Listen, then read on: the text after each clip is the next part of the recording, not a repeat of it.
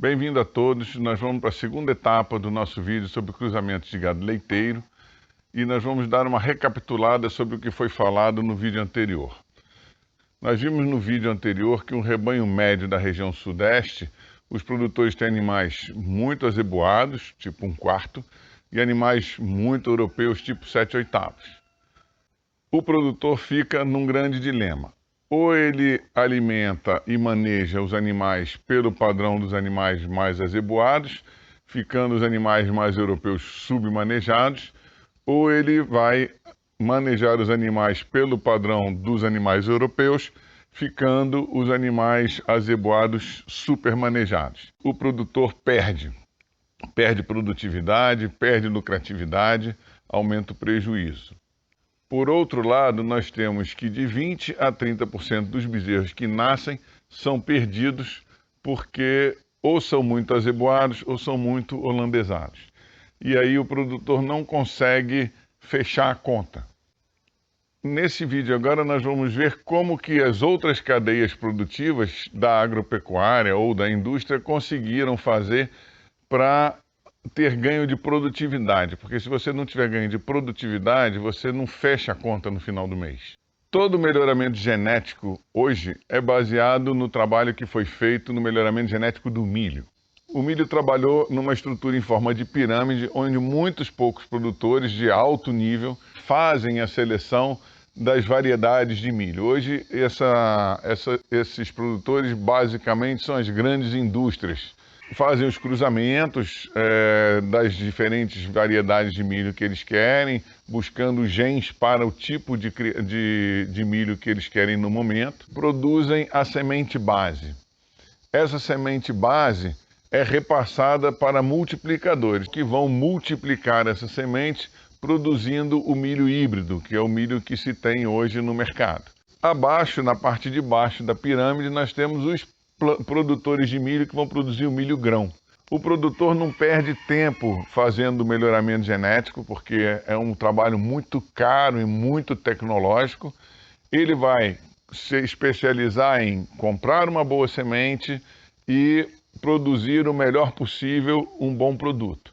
Com isso, o milho passou de uma produtividade inicial de 1.000 quilos por hectare para o que se tem hoje de 8 a 9 mil quilos por hectare. A avicultura seguiu o caminho do milho. As grandes indústrias produzem as avós. Essa produção no Brasil é feita fora do Brasil. O Brasil importa essas avós. Aqui dentro é feita a multiplicação desses animais com a produção das mães. E essas mães vão produzir os pintinhos de um dia. O produtor, dependendo do ramo dele, vai comprar o pintinho de um dia, vai criar esse animal, né? Então vai fazer a produção de ovo ou a produção de carne. Ele se especializa no manejo dele e ele vai conseguir fazer o melhor manejo para toda a criação dele. Com isso, ele ganha em escala, ele ganha em produtividade. Este é o caminho que foi seguido pelo milho, pela avicultura, pela suinocultura e pelo gado de corte. Na pecuária leiteira, se nós quisermos produtividade, vamos ter que trabalhar dentro desse mesmo sistema.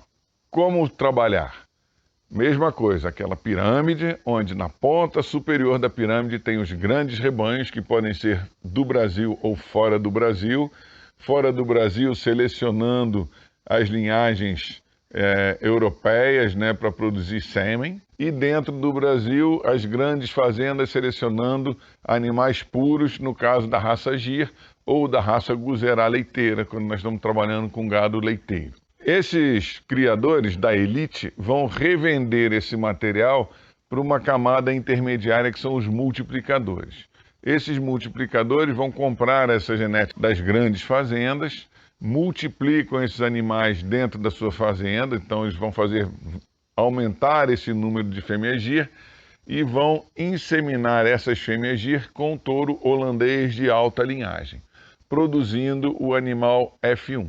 Esse multiplicador tem dois produtos. Tem a fêmea F1, que ele vai vender para o tirador de leite, e ele tem o macho F1, que ele pode vender para confinadores. São animais que ganham peso muito bem e podem trazer uma sobra para o sistema de produção dele. O tirador de leite, ou o produtor de leite, comprando essas fêmeas F1, vai ter um grupo de animais meio-sangue, que nós já vimos no vídeo anterior, que são os melhores animais para produção no trópico. Pode inseminar essa fêmea com holandês, se ele tiver um manejo razoável, e ele vai ter 2 produtos.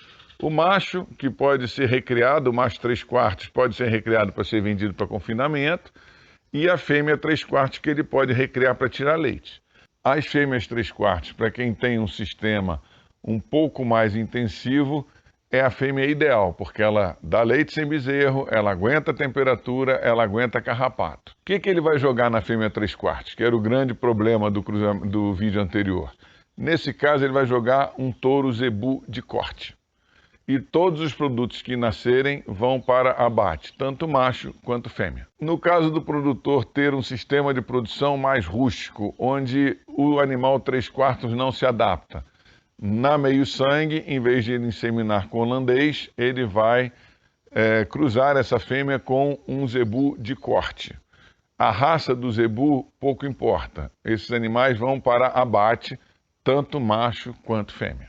Essa proposta de se utilizar touros de corte nas vacas de leite vem sendo implementada em Minas há alguns anos. A Epamig tem um trabalho sobre isso e os produtores de leite do estado do Rio têm usado isso ultimamente por desânimo na pecuária leiteira. Este sistema só se sustenta numa cadeia organizada, onde existem os produtores de genética, os multiplicadores e os produtores de leite compram os animais dos multiplicadores. Esse sistema permite que o produtor trabalhe como os produtores de frango ou os produtores de suíno, com rebanhos muito mais homogêneos, e ele vai alimentar e manejar os rebanhos dentro da melhor categoria que ele tem, que são muito poucas categorias. Ele vai conseguir fazer um manejo mais simples e mais eficiente. Outra vantagem desse sistema é que o produtor vai diminuir o número de animais improdutivos dentro da propriedade. Como assim? No vídeo passado nós vimos que um produtor médio tem algumas categorias dentro do seu rebanho, onde 30% são as vacas em lactação, sobrando 70% bezerros, recria e vacas secas. Com esse sistema, o produtor vende os seus bezerros machos e fêmeas à desmama, eliminando a categoria de recria, ficando só com vacas em lactação, bezerros e vacas secas. Diminuindo o número de animais dentro da propriedade, ele pode aumentar o número de vacas, produzindo mais leite na mesma área, economizando a categoria recria. Como o produtor compraria esses animais F1? Através de financiamento bancário. Ele também poderia comprar esses animais vendendo as bezerras e os bezerros de mamado. A conta que eu faço é que o produtor vende 4 animais desmamados na faixa de 6 arrobas e compra uma novilha F1 gestante. Ele vai ganhar no mínimo 1 ano e meio a 2 anos, que seria esse período de recria. Esse sistema é muito mais rápido do que a inseminação artificial tradicional. Na inseminação artificial tradicional, para você pegar uma vaca ruim e fazer uma boa vaca, o produtor leva em torno de 20 anos ou 5, 6 gerações de vacas para chegar de uma vaca comum para uma boa vaca. Dessa forma, o produtor sairia de uma vaca comum para uma boa vaca em 3 anos ou 2 anos. A cadeia funcionando integrada, ela anda melhor, ela anda mais rápido e com isso todos ganham dinheiro. Os multiplicadores de genética, o tirador de leite, porque ele vai trabalhar com animais muito mais produtivos e muito mais homogêneos, e os laticínios, porque vão ter produtores que produzem um volume maior de leite, reduzindo o principal custo, que é a coleta desse leite. Meu nome é Pedro Afonso, eu sou pesquisador da Pesagro Rio, no Centro Estadual de Pesquisa em Agropecuária Orgânica, situado em Seropédica. Muito obrigado pela atenção.